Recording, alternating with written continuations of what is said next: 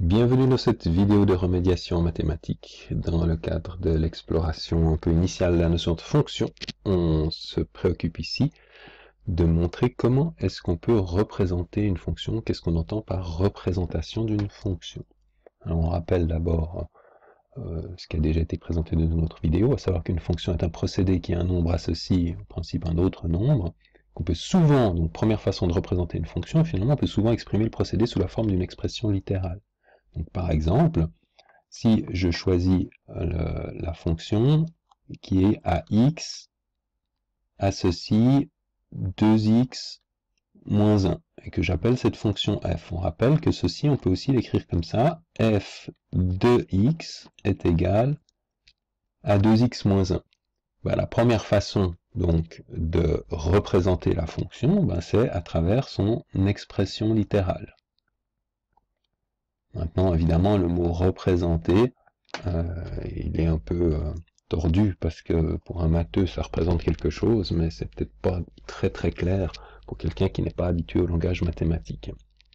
Donc, on peut également représenter la fonction dans ce qu'on appelle un tableau de valeurs, ou représenter la fonction par un tableau de valeurs.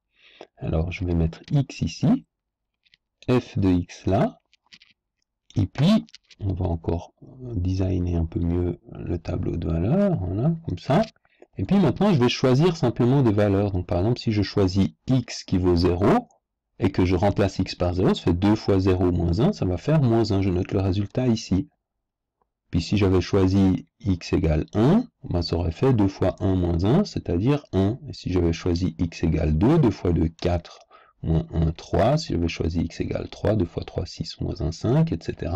Je peux aussi prendre des valeurs négatives. Si je choisis x qui vaut moins 1, 2 fois moins 1, ça fait moins 2 moins 1, ça fait moins 3.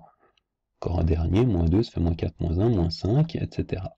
J'ai choisi ici de prendre des valeurs entières. J'aurais bien sûr aussi pu travailler avec des valeurs qui ne sont pas entières, puisque dans une fonction, x peut être n'importe quel nombre réel a priori. Donc ceci, c'est ce qu'on appelle un tableau de valeurs. Alors quel est l'avantage du tableau de valeurs? C'est qu'on voit directement un peu plus concrètement, numériquement ce qui se passe. Quel est le désavantage, bien sûr? C'est que ici j'ai choisi 6 nombres au départ pour remplacer x, mais j'aurais pu en choisir de fait une infinité, parce que x, il y a une infinité de choix possibles pour x, donc le tableau de valeurs ne pourra jamais représenter tous les choix possibles, puisqu'il y en a beaucoup trop, en l'occurrence même une infinité. Donc avantage, on voit un peu ce qui se passe, désavantage, on ne peut pas tout représenter. Expression littérale, avantage, tout est représenté, puisque x formellement représente n'importe quel nombre. Désavantage, si on n'est pas habitué à la langue mathématique, ça ne nous parle pas forcément. Donc il existe une troisième façon de représenter les choses, qui elle va être beaucoup plus graphique. On va même d'ailleurs l'appeler la représentation graphique. Donc voilà, j'ai repris ce que je viens de faire, et puis je vais m'appuyer sur un outil qu'on appelle en mathématiques un repère, c'est-à-dire que c'est un axe gradué, ici, 1, 2, 3, etc., ici, moins 1, moins 2. Si c'est possible, on utilise la même échelle sur les deux axes, moins 2, moins 3. La flèche qui est ici veut dire que le sens va de gauche à droite, le sens croissant, c'est pour ça que je suis parti de moins 2, moins 1 et que je fais croître mes nombres lorsque je vais sur la droite, puis même chose ici, je fais croître lorsque je monte. Puis on va choisir que ce premier axe va représenter le nombre x ici au départ, et que ce deuxième axe va représenter les images, c'est-à-dire les nombres associés au choix de x par la fonction f de x. Alors, qu'est-ce que je vais faire? Eh bien, je vais simplement choisir, par exemple, x qui vaut ici 2, et j'ai déjà fait le calcul là, f de 2 vaut 3, ça veut dire que si je pars de 2, ici, je vais mettre des petits traitillés pour voir ce qui se passe, j'arrive à la hauteur 3, et je marque ici un point dans ce repère, qui veut dire que si je suis parti de 2, le résultat, lui, est à la hauteur 3. Si j'étais parti de 3, le résultat serait à la hauteur 5. Donc si j'étais parti de 3, je devrais aller jusqu'à la hauteur 5. Et je marque ce point-là qui est le point 3, 5, alors que ce point-ci était le point 2, 3. On retrouve ici 2, 3, 3, 5. Puis je continue, j'ai encore le point 1, 1, qui est ici, le point 0, moins 1, qui est là, le point moins 1, moins 3, qui est là, et le point moins 2, moins 5, qui serait par là. Donc, la représentation graphique, ou plutôt représenter graphiquement une fonction, ça consiste à représenter dans un repère du plan, ici, tous les couples, ces objets-là s'appellent des couples, qui sont obtenus à l'aide de la fonction f, c'est-à-dire je choisis le premier nombre qui est dans le couple, je le choisis librement, et je fais le calcul pour le deuxième, et je représente chacun de ces points. Ceci, cette action s'appelle représenter, ou créer la représentation graphique de la fonction f. C'est toujours une expression littérale, bien sûr, de la fonction f, le tableau de valeurs de la fonction f, représentation graphique de f, ou, alors je ne vais pas ici donner la différence mathématique, parce que c'est un peu subtil, mais on parle en fait plutôt de courbe représentative de f. Et bien sûr, ce qui se passe, c'est que si au lieu de prendre 2 et 3, j'avais pris 2,5, ben j'aurais fini par obtenir ici toute une série d'autres points. Et on se rend compte que tous ces points sont tous alignés sur une droite, et on s'autorise, alors il faut un peu justifier ça théoriquement, on ne va pas le faire ici, qu'on peut relier tous ces points, et qu'on obtient une droite oblique, qui est la courbe représentative de f. Le mot courbe est évidemment un peu compliqué à comprendre pourquoi est-ce qu'on appelle ça une courbe alors que c'est justement droit. Alors d'abord, c'est l'imprécision de mon dessin ici qui a fait que mes points paraissent pas bien alignés, mais en fait ils sont vraiment bien alignés. Si on fait le dessin sur un repère, j'aurais dû faire ça sur un repère avec un quadrillage. Mais parce que parfois, pour certaines fonctions, lorsqu'on fait exactement la même chose, on obtient des points qui ne sont pas représentés le long d'une droite. C'est pour ça que de façon générique, on appelle ça une courbe. Et dans ce cas particulier, c'est une droite. On va faire encore un exemple. À savoir, si je prends la fonction, cette fois-ci, g de x, on y est arrivé, voilà, g de x égale x carré moins 4. Alors, je vais pas passer par le tableau de valeurs, je vais directement essayer de représenter graphiquement les choses. Donc je prends une échelle, 1, 2, 3, 1, 2, 3, 4, etc. Moins 1, moins 2, moins 3, moins 1, moins 2, moins 3. Et je calcule mes images. Donc g de 0, ça fait 0 au carré moins 4. G de 0, ça fait, ici j'ai moins 4. Donc g de 0, ça fait moins 4, il est là. G de 1, ça fait 1 au carré moins 4, ça fait moins 3. G de 2, 2 au carré 4 moins 4, ça fait 0.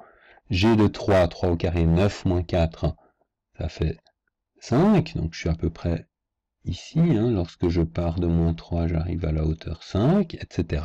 G de 4, ça ferait 4 au carré, 16 moins 4, je serais déjà à la hauteur 12. 5, 6, 7, 8, 9, 10, 11, 12 ici. Je suis à la hauteur 12 lorsque je pars de 4. Vous voyez que ça commence à devenir de plus en plus grand, normal, puisque j'élève au carré. Puis si j'étais parti avec les négatifs, ben, j'aurais exactement la même chose, à moins 1, comme le carré en fait va supprimer les valeurs négatives, à moins 1 ça va aussi me faire moins 3, à moins 2 ça va me faire 0, à moins 3 ça va me faire, etc. Il y a une symétrie ici. Donc, et si je commençais maintenant à calculer tous les points, je me rendrai compte que j'obtiens quelque chose.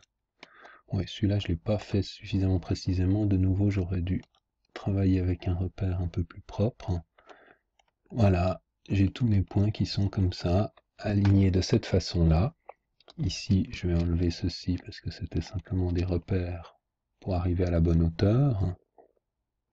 Et si je reliais le tout, eh bien, j'obtiendrais quelque chose qui représenterait ici ce qu'on appelle en mathématiques une parabole. On ne va pas les traiter tellement dans notre contexte, mais vous voyez que dans ce cas particulier, la courbe représentative de la fonction g, en vraie mathématique, on note ça comme ça, c'est comme une espèce de, ça s'appelle gamma majuscule avec un petit g ici. Mais enfin bon, ça, On ne va pas vous embêter avec ça. Si vous notez g, c'est déjà pas mal. Donc g, c'est le nom de la fonction. La fonction g est représentée par une courbe qui n'est pas du tout droite, mais qui est, en l'occurrence, une parabole.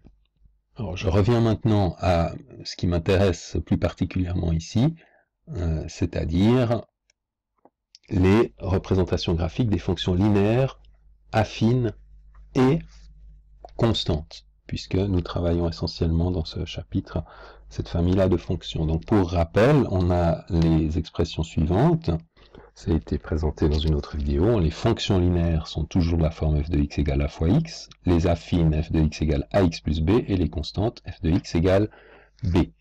Donc une fonction linéaire est forcément affine, mais une fonction affine n'est pas forcément linéaire. Alors qu'est-ce qui se passe avec d'abord les plus faciles, à savoir les fonctions constantes? Voilà un repère. Et si je choisis par exemple comme exemple la fonction f de x égale 2, ben ça veut dire quoi? Ça veut dire que quel que soit le x que je choisis au départ, le résultat, le calcul de l'image sera toujours 2. Donc si je pars de 1, la hauteur sera 2. Ici, j'ai bien la hauteur de 1. Si je pars de 2, la hauteur sera 2. Si je pars de 1,3, la hauteur sera 2. Si je pars de 10, la hauteur sera 2. Si je pars de moins 3, la hauteur sera 2. Donc évidemment, la hauteur sera toujours à 2, ce qui veut dire que la représentation graphique d'une droite, d'une fonction constante, est une droite horizontale à la hauteur de la valeur de la constante. Ici, vraiment tous les points sont posés sur 2, c'est ce que je voulais dire. Voilà. Deuxième cas particulier, les fonctions linéaires. Ça ici. Donc si je prends f de x égale 3x, qu'est-ce que j'observe? F de x égale a fois x, chaque fois que je pars de 0, le résultat sera toujours 0.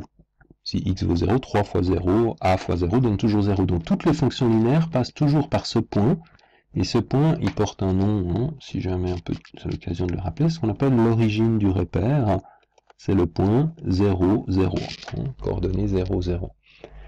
Donc, f de x égale 3x, si je prends 1, ça va aller sur 3, ici j'avais 2, ici j'ai 3, ici j'ai moins 3, donc f de 1 égale 3, f de moins 1 égale moins 3, f de 2 égale 6, etc. On va voir qu'on obtient de nouveau une droite oblique, et cette fois-ci, la droite oblique a la particularité de toujours passer par l'origine. Donc, la représentation graphique d'une fonction linéaire est une droite qui passe par l'origine du repère. Elle n'est pas horizontale, elle n'est pas verticale. Et il suffit finalement de calculer un seul point ici pour obtenir la représentation graphique, de la même façon que tout à l'heure, il suffisait d'un seul point, connaître la hauteur pour tracer la représentation graphique d'une fonction constante. Alors il nous reste les fonctions affines, ici. Si je prends par exemple f de x égale 2x moins 3, en fait on l'a déjà fait dans l'exemple de tout à l'heure, que je reprends, et on constate que tous les points d'une fonction affine sont toujours alignés sur une droite qui ne passe pas forcément par l'origine, ça va dépendre ici du nombre qui est ici. Si ce nombre est égal à 0, on est dans le cas d'une fonction linéaire qui passe par l'origine, sinon ça ne passe pas par l'origine. Alors ceci, c'est en fait, on ne va pas aller plus loin dans cette présentation, mais on peut démontrer que c'est toujours vrai, à savoir que dès qu'on a une fonction affine, elle est toujours représentée par une droite. On peut aussi démontrer que toutes les droites sont toujours la représentation graphique d'une fonction affine, et puis on peut aussi aller plus loin dans l'étude des fonctions affines, et en particulier ce nombre-là, vous avez peut-être déjà entendu ce nom, c'est ce qu'on appelle l'ordonnée à l'origine, et celui qui est là, c'est celui qu'on appelle la pente, et on peut faire toute une étude fine des fonctions affines sur la base des notions de pente et d'ordonnée à l'origine. On ne va pas le faire ici, on va simplement se contenter de dire que puisque une fonction affine est représentée par une droite, il suffit de connaître deux points, de calculer deux images pour pouvoir la représenter graphiquement. Voilà pour cette présentation de quelques façons de représenter sous forme d'expression littérale, de tableau de valeur ou de représentation graphique les fonctions constantes, linéaires et affines essentiellement.